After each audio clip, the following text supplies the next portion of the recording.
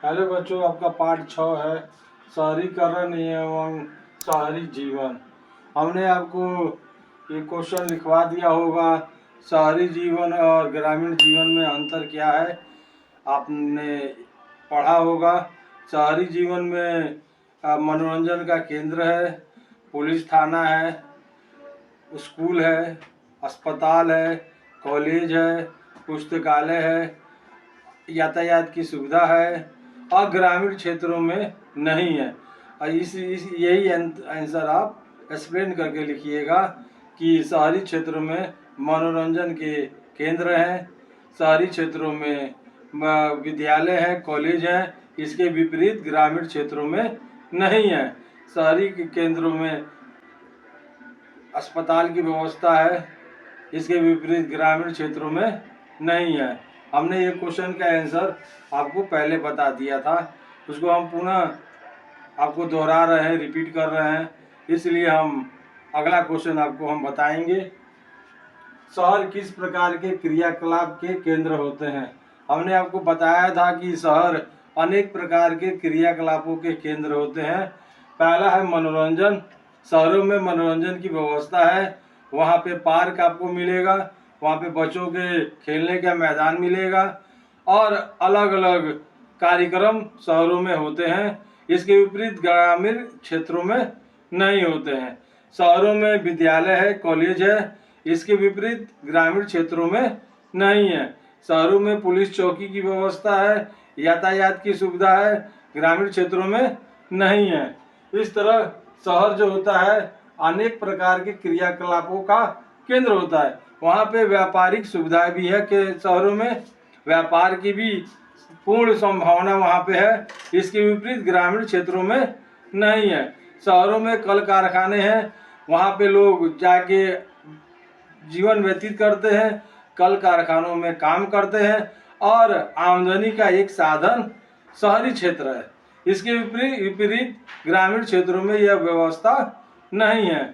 शहरों में जितना भी व्यवसाय है शहरों में है, ग्रामीण क्षेत्रों में नहीं है। इस तरह शहर जो है वो अनेक प्रकार के क्रियाकलापों का केंद्र है।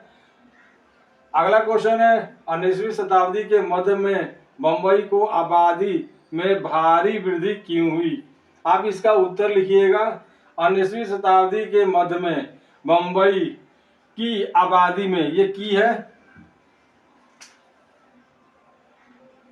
कि आबादी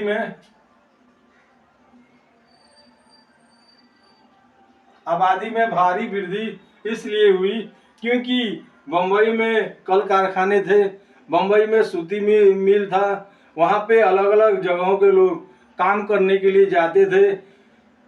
इसके अलावा बम्बई में फिल्म सिटी था, जहाँ पे हर जगह के लोग वहाँ पे जाकर बसते थे क्योंकि सभी व्यक्ति चाहते थे कि वो फिल्म जगत में यानी कि फिल्मों में काम कर सके। इसलिए बम्बई की आबादी धीरे धीरे 19वीं शताब्दी में बढ़ने लगी। अगला क्वेश्चन है लंदन में कामकाजी महिलाओं में किस प्रकार का बदलाव आया। आपका इम्पोर्टेंट क्वेश्चन है, कभी कभी ये आता है, हरदम नहीं आता है। लंदन में कामकाजी महिलाओं का अनेक बदलाव हुआ, या आप इस तरह लिखिएगा लंदन में कामकाजी महिलाओं का अनेक प्रकार से बदलाव हुआ क्योंकि लंदन में जब यातायात की सुविधा बढ़ गई, लंदन में जब ट्राम या मेट्रो गाड़ियाँ या रेलगाड़ी की शुरुआत हुई, तब धीरे धीरे लोग एक स्थान से दूसरे स्थान की ओर आने जाने लगे।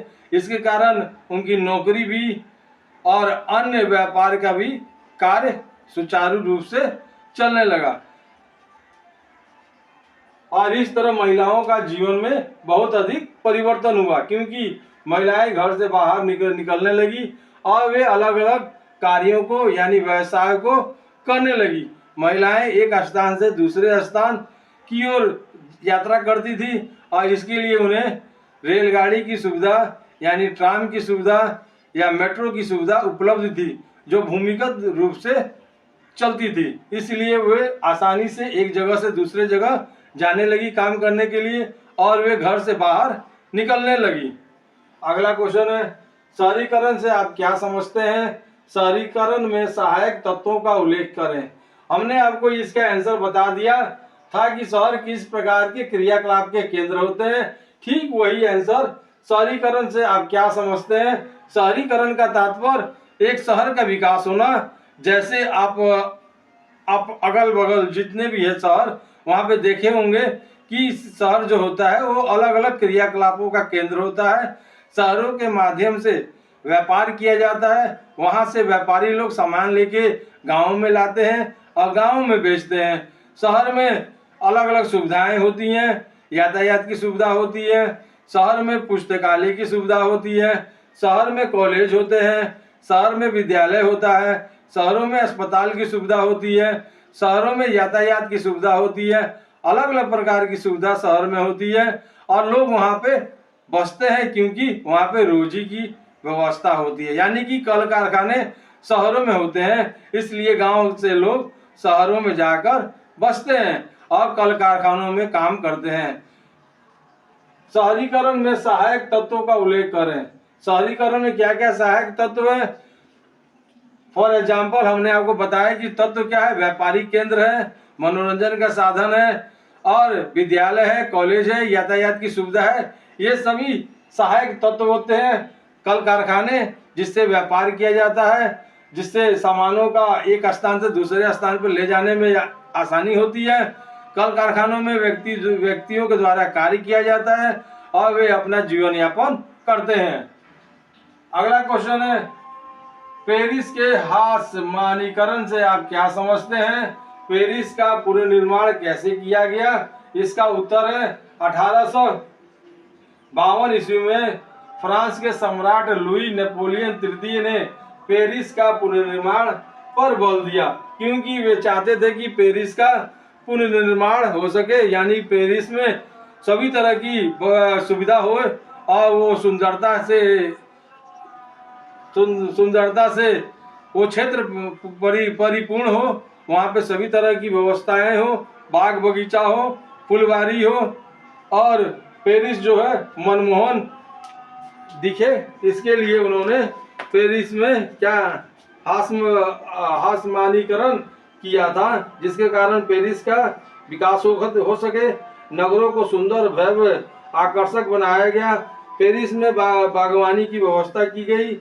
पेरिस में गरीब लोगों को हटाकर और अन्य जगहों पे उनको बसाया गया। पेरिस में हर तरह की सुविधा व्यवस्था की गई, पुनर्निर्माण पर बल दिया गया। Thank you.